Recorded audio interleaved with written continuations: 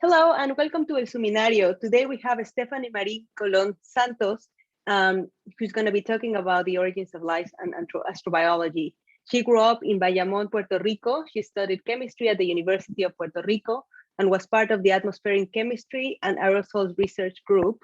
Then pursued a PhD in chemistry, complex chemical systems at the University of Glasgow in Scotland under the supervision of Professor Lee Cronin. Currently, she's a postdoctoral researcher in the Baum Lab at the University of Wisconsin-Madison, Wisconsin Institute for Discovery. Thank you very much, Stephanie, for being here today.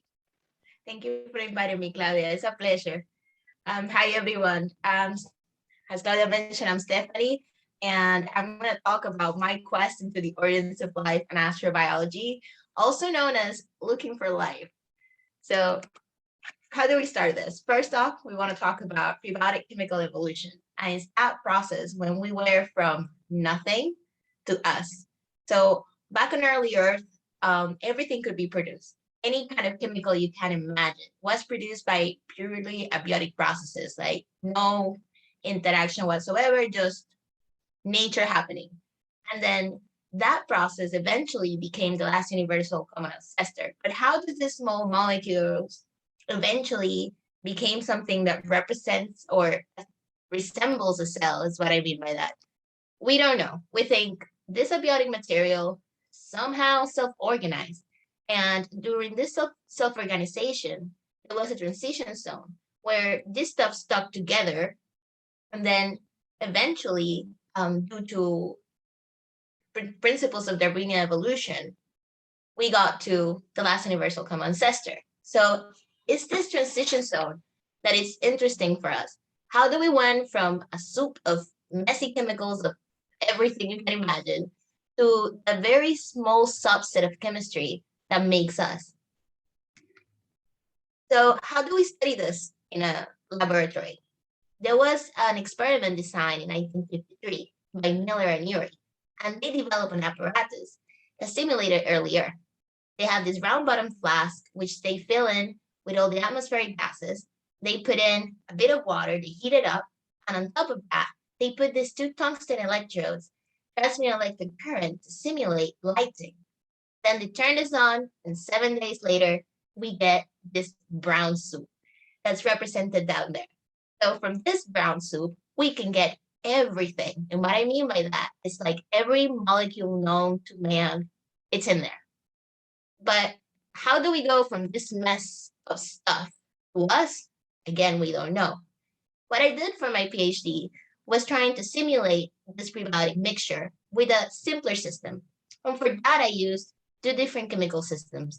One is the formamide condensation, which is known because it produces the stuff that we're made of in quite good yields. And also the Formas reaction, that formaldehyde, because it's an alpha catalytic reaction. Why is that important? It's because it allows us to enrich to a particular subset of stuff. And that's what we want at the end. So what I tried to do is to see what happens when you put these two together. And this is what we get. So I put this stuff together, and not only did I try to simulate a prebiotic mixture, a la Miller Urey, but I tried to include more realistic variables about our planet Earth. And those are recursivity and minerals. So if we want to simulate the water cycle, then you can envision that some of this material gets removed and then replenished over time.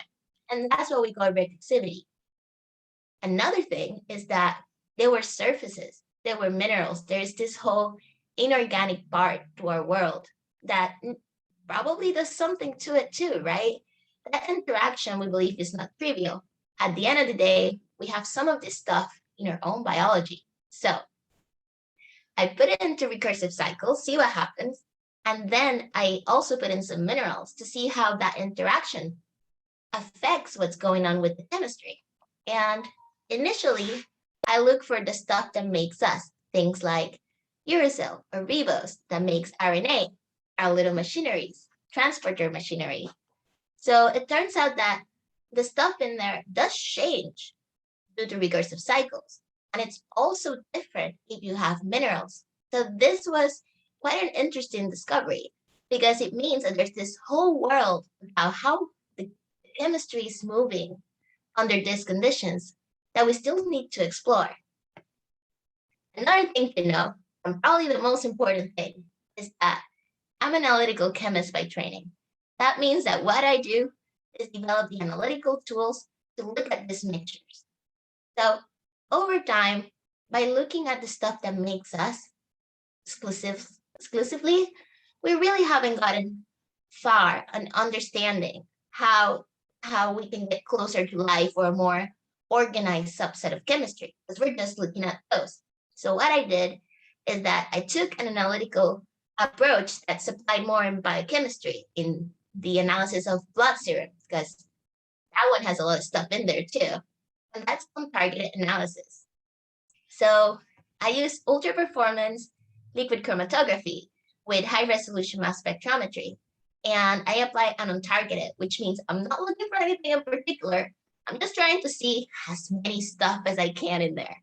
And when I did that in the similar way of looking at just the former's reaction, just the formamide, or what happens when you put them together, and it's looking a little bit more like that prebiotic broth.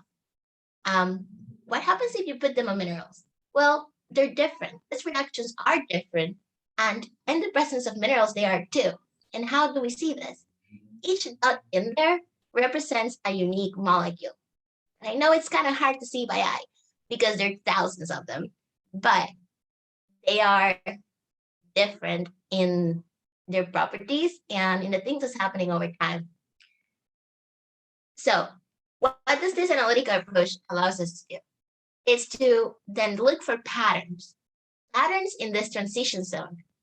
So the patterns means that we're not looking for anything in particular, but we can see the behaviors, like what things are appearing, like what are those transient products? What are those things that are coming and disappearing? Are they coming back? Or what are emergent products? Of those that weren't there if there wasn't any recursive cycles, or couldn't exist if there wasn't a mineral. And also we can do statistical differentiation, which allows us to be a little bit more confident that this stuff is effectively changing over time. And eventually, hopefully, we can see also some autocatalytic enrichment. And why is that? Is because it will enable us to drive in a particular subset of chemistry to enrich, to not just have a mess of everything, but to have then more of the same stuff, allowing for it to then organize further into something that might look like a cell or a little tiny machinery. So that's kind of the goal in looking for life-like chemical systems, looking for those patterns in the transition zone that indicate self-organization. But how does that become astrobiology, right? And this is where it comes to astrobiology. We're basically using the same tools, but now we want to use them for the design of new biosignatures. First off, because I forgot to say something. Astrobiology is the search for life in the universe. So it's the search for life in other planets.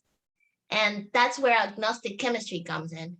Most likely, the life that's going to be in other planets or in other stars is not going to be the same as us. That means that we cannot look for particular products anymore. We need to look for patterns and patterns in that transition zone. And as well, we don't know how they're going to be moving into time, how it's going to be that interaction with the environment that allows us to believe the system is alive. So we need tools that can look at patterns over time, and that those patterns are not determined by the particular identity of those chemicals. Ideally, we would see something like a complex chemical system that, as we look at it over time, we can see that it's open-ended. We can see that that transition zone between onset and open-ended materializes. So that's where that comes in. I think I went a bit fast over there, but thank you for listening. And hopefully I kind of convinced you that the tools that we use to make life on the lab or find life in a lab are the same kind of tools that we eventually will be using to look for life elsewhere. Again, because we don't know how that might look like. Maybe we can get a clue by putting these two things together. I will now go and talk a little bit about myself. So I'm from Puerto Rico, and you might know us for either pretty beaches or coconuts or food. Also, maybe Despacito, Bunny, Mark Anthony, our salsa, stuff like that, or our national rainforest, El Yunque, which is a very important center for the study of nature itself. And it's an important lesson of how nature can rebuild itself as it's now flourishing after Hurricane Maria.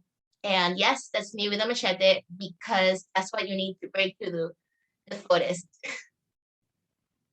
But another thing I wanted to say about Puerto Rico.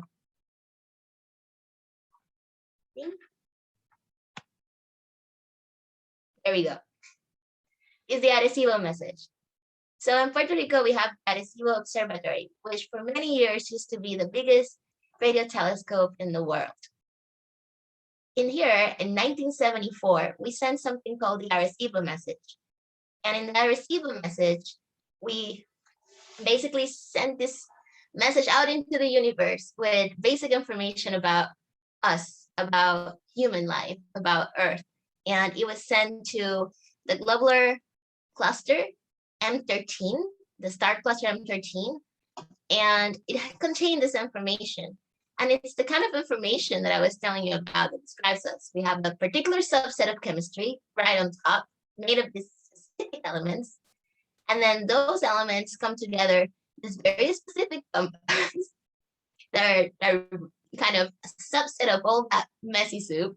And then a little bit more about us, how many people we were back then, the 4.3 billion thing, and our height, and also where are we in the solar system, and how to find us.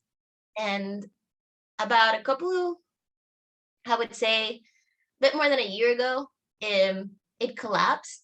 And the thing is that we don't think it's going to get rebuilt, but this place was kind of like a cradle for astrobiology. It was a very important place for astrobiologists and like-minded people to do science. And I like to think that even if this observatory is not getting rebuilt, even if this line of research has died within the island, as long as Puerto Ricans like myself keep going out there, keep studying the stuff and developing tools for it, then, well, our name remains, right? So yeah, that will be me.